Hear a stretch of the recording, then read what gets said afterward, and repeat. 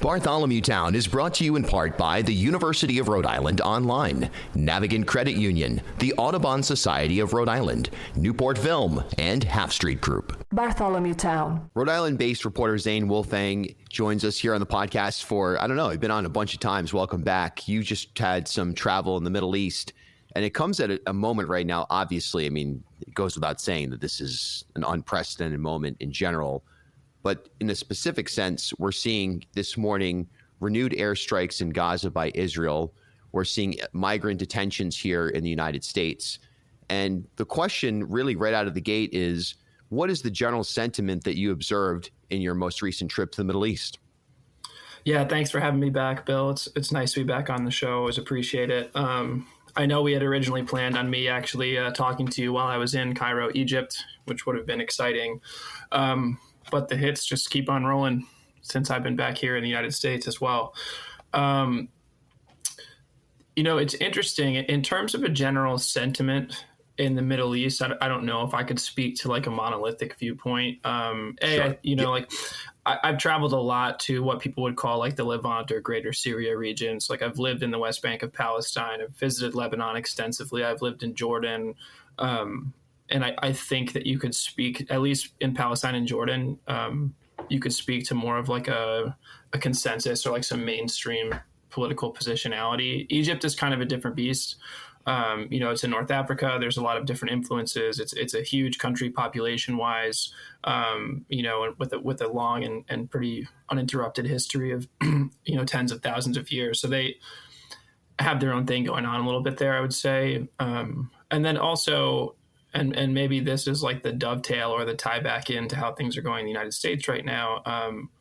Having cut my teeth at kind of locally owned newspapers in northern Iraq and Jordan, and now gone to Egypt for 3 weeks to sort of get a feel for the media environment there. It's not a free information environment. There's not a First Amendment. There's a lot of pretty overt censorship or steering of discourse that happens in those countries. And I think that happens a lot here in the United States as well, but it's maybe of a more subtle, less straightforward, variety, or maybe it was less straightforward, although no less present under the Biden administration. And it's a little bit more right up in your face with this new Trump administration. It's funny, this is kind of an aside, but the news story in the U.S. news cycle that Egyptians asked me the most about was the wildfires in California. Really? It was usually cab drivers being like, "Oh, where are you from in the United States? Is your family okay? I saw these crazy, huge fires." So I thought, usually a nice thing asking if me and my family were safe. But it's always interesting what kind of ticks the news cycle outside of the United States. When I lived in Jordan a few years ago, it was the death of Kobe Bryant that a lot of people were talking about. So, you're sometimes surprised by what people are tuned or not tuned into. I don't think a lot of people outside the United States know who Mahmoud Khalil is, for instance. This Columbia graduate student who was recently unconstitutionally detained by the Trump administration in New York City and shipped out to an ICE detention facility in Louisiana. I think he was arrested on March 9th. And that's a story that I've been pretty locked into as a journalist and just as a concerned citizen, but it's not something you don't hear about. The Columbia protests, from random Joes in the street in Egypt. People aren't really tapped into the kind of protest discourse in that sense. That's really interesting. It's a story, of course, with, it's interesting how the American, both academic, non-academic, really general community of people who are here on various visas, that story is resonating in such high frequency, and it's creating such a dynamic of a minimum concern at maximum basically decisions to get out of the United States or secure a position in the United States that's really as permanent as can be. But it doesn't have that same, at least from your standpoint in Egypt, doesn't have the same global impact as something like the wildfires. That's really an interesting situation. Do you think that's because people feel a disconnect from the West or from the United States right now, where it's almost like, all right, if you're over there and you're on the ground, whether you're leading protests or you're just there working, whatever the case may be, you're almost out of sight, out of mind? Or what do you think is the reason that may be the case, that story is not being followed with such intensity, at least in Egypt? Right. And isn't like, even for us as professionals in the media space, like tracking audience engagement and trying to figure out what people are really interested in and hearing and responding to is a huge part of the job. I think like a basic tenet, no matter where you are in the world, is that, and this is a natural thing, so I don't want this to read as like a critique per se, but people are motivated by self-interest. So people are going to follow a story that affects them more personally. Like, I think, even still after all these months since October 7th, and as you said, with the renewed kind of widespread bombing and the definitive end of a ceasefire that was sort of quasi-mythical to begin with, in terms of, the Israeli government really targeting Palestinian civilians throughout the duration of this ceasefire period, but definitively over last night with like this heavy bombing campaign. That's something that, not a lot of Americans, I think, are really tapped into, or it's not on the top of their priority list, that these people in Gaza are just getting brutalized day in and day out by American weapons, out of sight, out of mind. Even in a town like Portsmouth, where, the biggest taxpayer in the town is Raytheon Industries, there's a big disconnect between like why my stock portfolio is doing so good and why somebody else's life is a living hell, which I think there should be a little bit more of a direct kind of thought process there, even though it's uncomfortable. But all to say, in Egypt, everybody's highly aware of what's happening in Gaza, right? Because anybody who is displaced from Gaza for medical treatment or is able to bribe their way out of the border or escape as a refugee, where are you going first? You're going to Cairo. You're not allowed to go into Israel.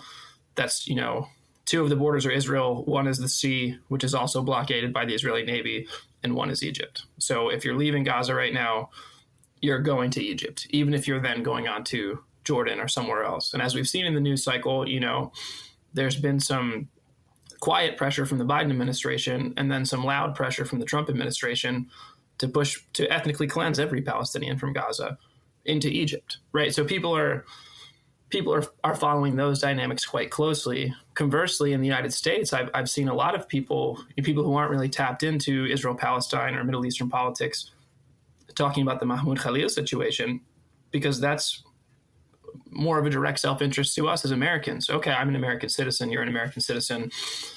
But there was a time when people with green cards or with H-1B skilled worker visas, maybe we're not so locked in on the people with no documentation who are getting shipped out to Panama and El Salvador. Like, oh, that affects them, not me. Okay, well, now it affects the green card guy. So am I going to say that affects them, not me? I'm a journalist who comments on Israel and Palestine frequently, who goes and documents protests, right? Is it going to be me next? And are people going to say, oh, well, he should have kept his mouth shut? That doesn't really affect me. But I think people are tapped into, first to Mahmoud Khalil, and then to, I don't want to mispronounce her name, Rasha Alawiya, the Lebanese woman who was performing kidney transplants as a doctor here in Providence, Rhode Island, who was recently deported by the Trump administration. You're seeing the reach expand of people who are labeled undesirable or have some tick of have some box ticked where we can write them off as a less than adequate citizen or somebody who has a black mark against them. So they're not like me, so I don't need to worry about it. But I think people are starting to worry about it because the kind of like very visible repression is increasing, and the pushback from institutions and individuals with significant political power exists, but is limited. There hasn't been as much pushback as we might hope from the Rhode Island congressional delegation, for sure. I think we got a tweet from Gabe Amo on March 15th, and that's about the extent of the Rhode Island delegation's collective comment on a guy being abducted without due process and shipped to a detention facility in Louisiana. So, if they come for me, I don't have a lot of confidence that Jack Reed is all of a sudden going to raise his voice. I'd hope he would, but I'd hope he would for Mahmoud Khalil as well. Bartholomew Town. Birds are disappearing from our landscape at a rapid pace. Over 1/3 of those breeding on Audubon Society of Rhode Island's wildlife refuges are in decline. Climate change has taken a toll on their migration, nesting, and food sources. While science is highlighting the problem, Audubon is working on real solutions with a plan to rapidly reduce their carbon emissions. The organization will be free of fossil fuels by 2030, with renewable energy powering Audubon's buildings, equipment, and vehicles. To shape our future, all of us must act. Learn more about repowering Audubon, their avian research, and how you can join their fight for climate resiliency. Visit asri.org/repower. Newport Film screens the latest critically acclaimed documentary films year-round across Rhode Island. Like a film festival, Newport Film often gets early access to films before they're available online or in the theaters. Stay up to date on their latest screening events at newportfilm.com or on Instagram at newportfilm. Are you looking to advance in your career or explore a new field? The University of Rhode Island now offers a comprehensive portfolio of fully online programs designed to bring world-class education to you anytime, anywhere. Choose from a wide range of flexible, asynchronous programs in business and leadership, data, tech, and STEM, healthcare and pharmacy, marine and environmental science, and more. With expert faculty and innovative courses, you'll gain the skills and knowledge to thrive in today's competitive world. Are you ready to take the next step? Visit uri.edu/online and discover how URI Online can help you achieve your goals. URI Online, learn anywhere with us. Half Street Group brings a new generation's perspective to leadership communication, strategic public relations, and digital marketing. Half Street helps organizations and leaders take control of their own stories and manage their reputations. They get results for their clients by focusing on audience message and culture, and by leveraging their decade-long relationship with media and opinion leaders in the Ocean State and throughout New England. Join me and Half Street Group founder and president Mike Rea for a conversation every month about news of the day, the hottest media analysis, and a look behind the scenes at how impactful leaders drive conversations. Learn more at halfstreetgroup.com. As Rhode Island's first ever member-owned credit union, Navigant Credit Union has been a staple in the local business community for more than 108 years. Today, Navigant is a $3.4 billion institution serving more than 136,000 members across 25 physical branch locations. But since its founding in 1915, the mission has never changed. Navigant Credit Union's team of financial professionals have remained committed to improving the financial well-being of the families, businesses, and communities they serve across Rhode Island. Learn more at navigantcu.org. Right. That's the big moment right now that we're starting to begin to understand what the limitations are, if any, of these policies, or of these really policies of this doctrine, if you will, that Trump is, as a part of the chaos doctrine, the targeting of undesirable people. And look, as soon as they announced that we've got Guantanamo Bay back online to whatever they said, we're going to take criminal undocumented immigrants and put them there and before we ship them back to their country, they were talking about 30,000 beds. That's a lot of space for people. They've already proven they have no competency to actually go out and get 30,000 undocumented criminal migrants and detain them. They don't have that ability. So who's going in those beds? Who's going into these places? And that's the big question. And look, yesterday, the story of Dr. Alloway, it really evolved for sure. At the same time, it didn't evolve. And people are being critical now of saying, well, it turns out that she had photos that were sympathetic to Hezbollah, that she was attending the funeral of a Hezbollah leader. So therefore, this is okay. And first of all, we don't know anything. We haven't seen any court documentation. We've seen what is at best, you can't really call it reporting. It's more just like, here's some information that the state, if you will, not the state of Rhode Island, the state as in the institution, the Department of Homeland Security is suggesting. But even so, even if that is the truth, there's no law that has been broken there. There's no crime. So even if you totally disagree with somebody, whoever they are, attending the funeral of a Hezbollah leader, so what? That doesn't have anything to do with the precedent. And it creates a dynamic that is so unstable and so dangerous that there's no argument yet. At the same time, people are just kind of saying, okay, well, maybe even though 200 people showed up at a rally last night at the State House for this, you're seeing a public sentiment going, okay, well, I guess, I saw somebody say on Twitter that she's has a sleeper cell that she was organizing in Rhode Island. So, it's a good thing that she's not allowed back in the U.S. So it's almost like ignorance and stupidity is allowed to drive the narrative when the reality is that it's an underpinning of some of our basic fundamental rights.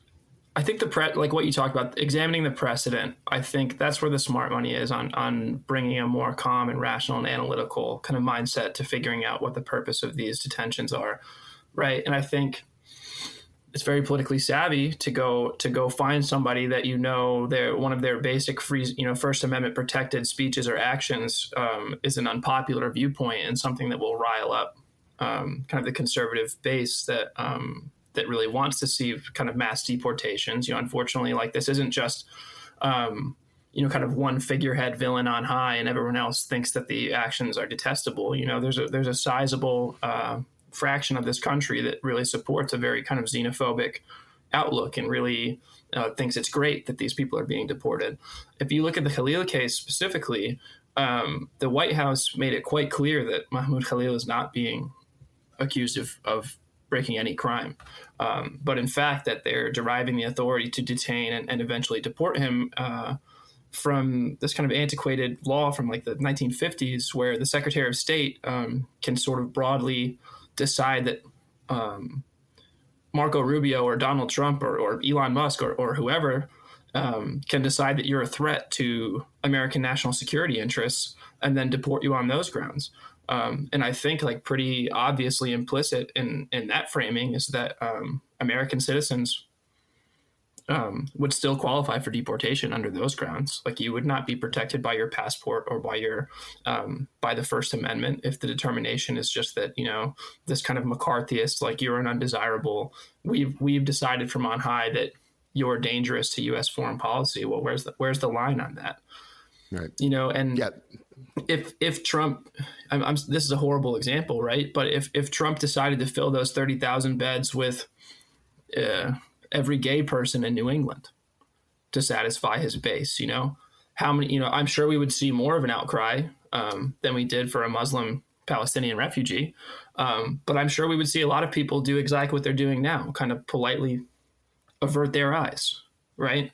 So, I do have a lot of anxiety for kind of the most vulnerable people. What if they sweep up all the homeless people off of the streets and ship them to jail cells in Cuba? Would anybody bat an eye? Would our congressional delegation go to bat for their unhoused constituents? No, because they're not donors and most of them are not voters, right? So it's a very skewed kind of political process by which we're determining if or when we should be defending our fellow citizens or our fellow human beings more broadly. And a lot of times what I'm seeing from institutional leadership is this decision, Hakeem Jeffries is not one of the 14 members of Congress who signed on to the letter protesting Khalil's detention, right? There's 535 members of Congress, 538 if you count the observers. 14 of them have signed on to this letter. And I think Dick Durbin made a statement. Chuck Schumer and Jerry Nadler made statements, both New York guys. Chris Murphy from Connecticut made a statement. AOC made a statement. Gabe Amo tweeted. You got a handful of people kind of offering this token resistance. And then to return to Dr. Alawia's situation, people can think whatever they want about her going to Hassan Nasrallah's funeral. I would just raise the point that when I used to work for the Newport Daily News, I kind of there's this bar in Bristol called the Wood Street Cafe, which has a pretty big Confederate flag in a glass case in the back room there with its pool table. So when my brother and I noticed that, we stopped frequenting that place. But I got really curious about why is that flag there? Where did it originate from? Still haven't found the answer to that, but I did find a 1978 edition of the Rhode Island Historical Society's academic journal, which has a pretty detailed accounting of the history of the Ku Klux Klan in Rhode Island.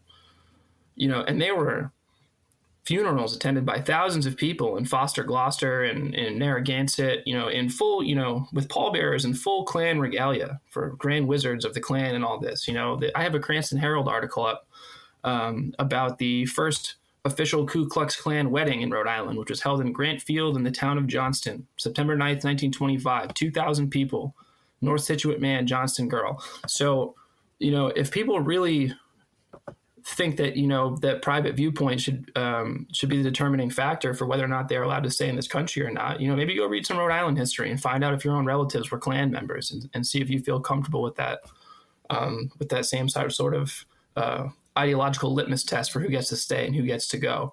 I don't think it's legal, obviously, but I also don't think it's appropriate, to be personally judging other people's private speech and private activities, and then just kind of throwing the baby out with the bathwater in terms of like, oh, it's okay to deport this person, it's okay to deport that person, and then all of a sudden, predictably, it's going to be wait, it's not okay to deport me, not me, right? So the moment requires, I think, a bit more solidarity across ideological difference than people might be willing to countenance at the moment. Yeah, I mean that honestly, that's the big moment that we're kind of facing, and it's a question of when are we going to get there where that pan-ideological, pan-party solidarity occurs, and also pan-immigration status, pan-country or region of origin. That human question will come into play. It weakens. What's odd about it is that it weakens American standing, and I guess sort of looking at this from almost from a lens that's really appropriate for you. As a journalist that travels frequently outside of the United States, how does what you're hearing and what we're seeing impact your decision making as someone who's a lens, a mirror for what's happening in the world outside of the U.S., bringing it back here, bringing it back to Rhode Island or otherwise? How does this impact your decision making about travel? Immensely. I'm nervous every time I go to the airport. I've been detained by the Israeli military before. The first time I ever went there, 7 hours detention, no internet. Right. I wasn't getting tortured or anything like this. I was getting questioned about kind of my whole life history. Why'd you go to Lebanon? This, that, right? I grew to expect that, going in and out of the Israeli border. Post October 7th, I haven't tried to return. I don't know what that would be like with my digital footprint, kind of history of advocacy, or really just fact-based remarks, kind of offering more analysis to what I see as bigoted or biased reporting, or kind of sneaky framing of these issues to elicit sympathies for one side or the other. I try to get a digest out on my Substack every Saturday, which is some of my own original writing, but it's more so kind of presenting some news reporting from around the world and kind of offering a little bit of analytical framework for it. And maybe 2 weeks ago, I put a post up that sort of just explains what the name of Hamas is. I think you and I have talked about this on a previous issue. I don't think most people know that it's an acronym. Al-Haraka al-Muqawama al-Islamiyya, the Islamic resistance movement. We all know the Islamic part. None of us know the resistance part. It's an editorial choice, right? But so even explaining stuff like that, has that landed me on some Marco Rubio undesirable list for being willing to explain what a group calls itself? I think the other way, I've also been detained at Boston Logan Airport, for what it's worth. That was probably my most unpleasant experience with CBP secondary inspection. They took my personal notebooks and journals, went through them. It was very invasive. I was coming home from Jordan to start working at the Newport Daily News. I had my signed job offer in hand. It was a very rude reception back into my own country where I was born, sort of being treated like I was possibly a terrorist. That definitely stuck with me. I was detained again at JFK after another trip to the Middle East. So it does cross my mind. I'm like, how much of a hassle am I going to receive from my own government? That used to be kind of the least of my concerns. On the flip side as well, like the relentless bombing and dehumanization and really bad biased reporting on those situations, I think has made working in the Middle East more dangerous for every American journalist, right? Because now I'm getting lumped in with people who have demonstrated their desire to do severe bodily harm, death, and destruction to Arab peoples and Arab cultures, right? So I've spent over a decade learning the language, being a guest of the culture, developing, trust-based, respectful relationships. And I feel grateful that my personal network in a number of Arab countries is still very communicative with me and very supportive of me. But there has been a change in the general social atmosphere where I don't feel as comfortable as a self-identified American journalist in certain situations, I don't feel as certain that all the work that I've put in to bring an empathetic and a knowledge-based lens to my reporting is really paying off in a world where much of the population in the Middle East is justifiably paranoid about the intentions of Americans and the outcomes of their policies and actions.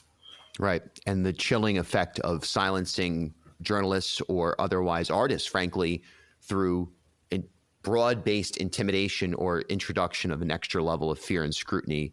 It's maybe not by design, but it may be by design, but it's definitely, again, a chilling effect, and it's a sub effect that only adds to the chaos. Right. If you detain and deport Mahmoud Khalil, like what you're really doing is convincing 1,000 other students not to speak up on a basic moral right and wrong that they can readily identify. Something that thousands of people take to the streets to in countries around the world, right? But here in the United States and in Germany in particular, the lens by which the larger governmental and media institutions present what's happening in Israel and Palestine is biased and is skewed, and there is a real risk for people to do something as basic as picket or like a photo on Instagram or Facebook or make a Facebook comment. And it is that chilling effect. And that is part of the intention, right? Like Mahmoud Khalil is being made an example of. When they detain me at Boston Logan Airport and act very aggressive and threatening, because I have Arabic language stuff in my notebook, which is literally like the dog is on the street, right? Like I'm a novice. Right. And in my question, I was like, if these were Portuguese lessons, would you be taking my notebook? Is the Arabic language really dangerous, or do you just not recognize your own illiteracy in context? Like what you're afraid of is not being able to read. It would be like if you were an illiterate English reader and you felt threatened by the squiggles on the page and it was just a poem. Right. Totally. Well, Zane, always appreciate it. Keep up the outstanding work, and let's stay in touch on this and everything else. Yeah, thanks, Bill. If I could just really reiterate that it's not every day, or it's not always, that you can see immediate effects of national policies in your own backyard, right? So sometimes things feel really abstracted. But with this Mahmoud Khalil issue in particular, I would urge people to look into that case, and I would urge them to understand that Rasha Alawiya was doing kidney transplants for our neighbors and relatives here in Rhode Island. She's been deported off her H-1B. That's right here in Rhode Island.